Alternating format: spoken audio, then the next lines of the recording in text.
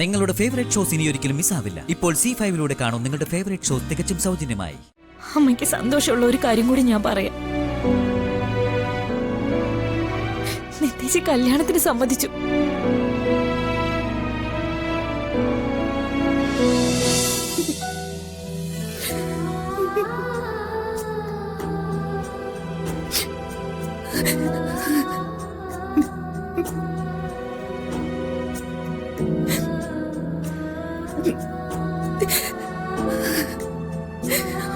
അമ്മേ, ജ്യോതി വന്നു.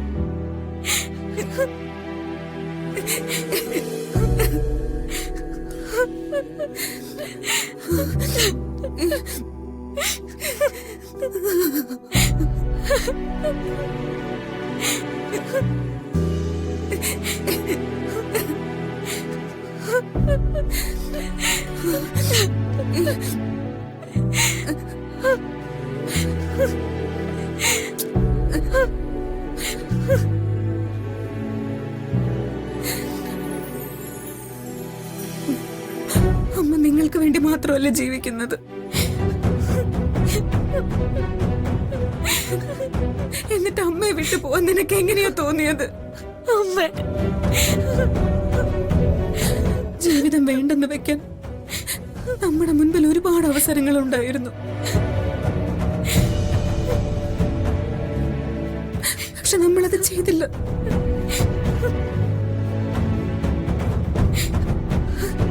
ജീവിതം വേണ്ടെന്ന് നമ്മളിൽ ഒരാള് തീരുമാനിച്ച അതെല്ലാവരുടെയും തീരുമാനവും. ഒന്നിച്ച് ജീവിക്കാൻ അമ്മയ്ക്ക് ഇഷ്ടമാണ്.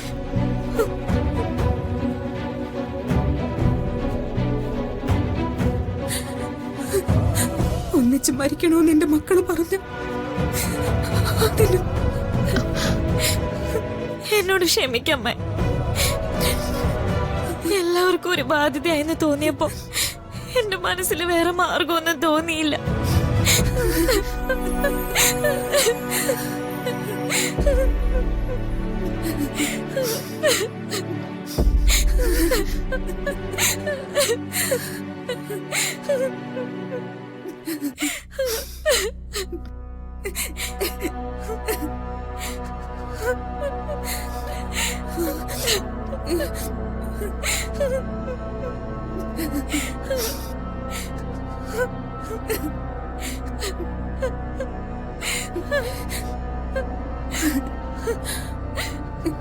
മോളെ, ആരും ആർക്കും ഒരു ബാധ്യതയല്ല.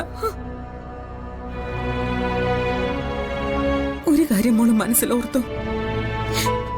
നമ്മുടെ മനസ്സിൽ അരുതാത്ത ഒരു ചിന്ത വരുമ്പോ നമുക്ക് ചുറ്റുമുള്ളവരുടെ മനസ്സിൽ നമ്മൾ വീണ്ടും തോറ്റുപോവുക. ഇപ്പൊ മോള് പുറപ്പെട്ടു പോയത് ഹരിയും അമ്മാവനും ഒക്കെ അറിഞ്ഞു. അവരൊക്കെ അതിന്റെ കാരണവും ചോദിച്ചു. പറയാൻ പറ്റുമോ അമ്മയ്ക്ക്? അമ്മ വിഷമിക്കണ്ട. ഇനി ഒരിക്കലും അമ്മ അറിയാതെ ഒരു തീരുമാനം ഞാൻ എടുക്കില്ല.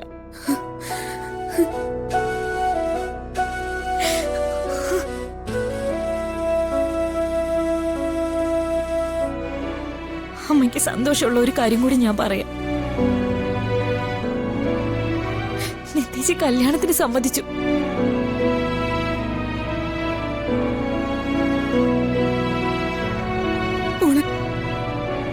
അതെ അമ്മേ, ജ്യോതിക്കൊരു ഭാവി ഉണ്ടാവാൻ ഞാനൊരു തടസ്സമായിട്ട് നിൽക്കില്ല.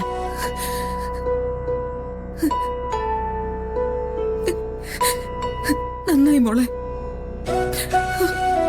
അമ്മയ്ക്ക് നിങ്ങൾ രണ്ടുപേരും ഒരുപോലെയാണ്. രണ്ടുപേർക്കും നല്ലൊരു ജീവിതം അമ്മ കണ്ടെത്തും. നിങ്ങൾ സന്തോഷത്തോടെ ജീവിക്കുന്നത് കണ്ടിട്ട് വേണം അമ്മയ്ക്ക്. പറയണ്ട, അങ്ങനെയൊന്നും പറയണ്ട.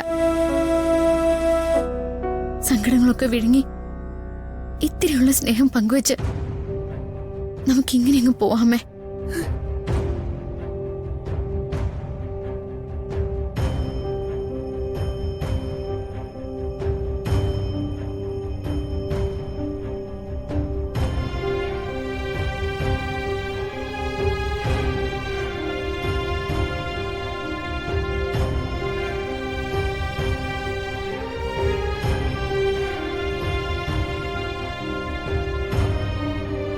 ആദ്യമോൻ എവിടെ? ആദ്യമോനോട് ഞാനതൊന്നും പറഞ്ഞില്ല. നാളെ ഫാൻസി ഡ്രസ്സിന്റെ കോമ്പറ്റീഷന് വേണ്ടി എന്തൊക്കെയോ വാങ്ങണമെന്ന് പറഞ്ഞിരുന്നു. ശരവണൻ മോനെയും കുട്ടി അതിന് പോയിരിക്ക. നിങ്ങൾ വാ, അകത്തേക്ക് പോവാം. വാ.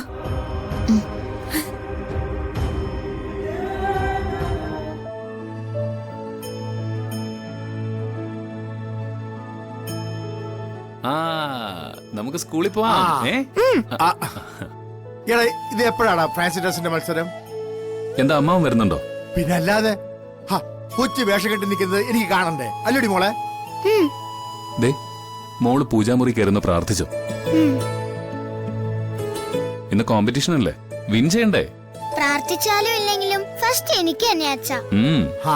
അതിപ്പോ പ്രാർത്ഥിച്ചാലും ഇല്ലെങ്കിലും കിട്ടേണ്ട കാര്യത്തിൽ ഒരു ഉറപ്പും വേണ്ട. ചില കാര്യങ്ങളില് നിന്നെക്കാളും കേമന ആ പത്മ ടീച്ചറിന്റെ മോൻ ആദിക്കുട്ടൻ. ചിലപ്പോ പശടിച്ചിട്ട് പോകാനും മതി. അപ്പൂപ്പൻ എന്താ ചെറുക്കനോട് ഇത്ര ഇഷ്ടം? എനിക്കും അച്ഛനും അവനോട് ദേഷ്യാന്നറിയില്ലേ? വാ, അതുകൊണ്ടെന്താ, നല്ലത് കണ്ടാ പറയുന്നതാ എന്റെ ശീലം. അങ്ങനെയൊന്നും അല്ല, മറ്റുള്ളവരെ കുറിച്ച് കുറച്ച് പൊക്കി പറയുന്ന ശീലം ഒന്ന് തിരുത്തിയാ കൊള്ളാം.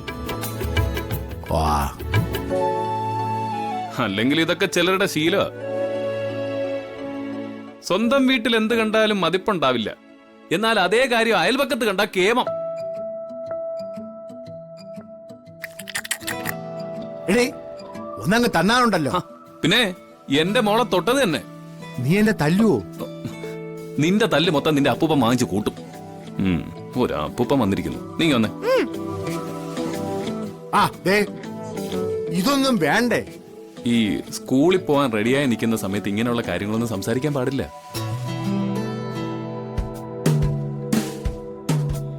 എത്ര കാലമായിട്ട് ഞാൻ ഇതൊക്കെ പറയുന്നത് ഇതുവരെ മനസ്സിലായിട്ടില്ല. അത് ശരി, നിന്റെ ബാഗ് എവിടെ?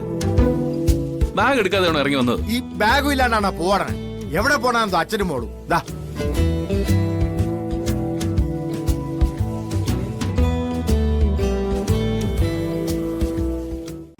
ഡൗൺലോഡ് ചെയ്യൂ C5 ആപ്പ്. കാണൂ എല്ലാ എപ്പിസോഡുകളും സൗജന്യമായി.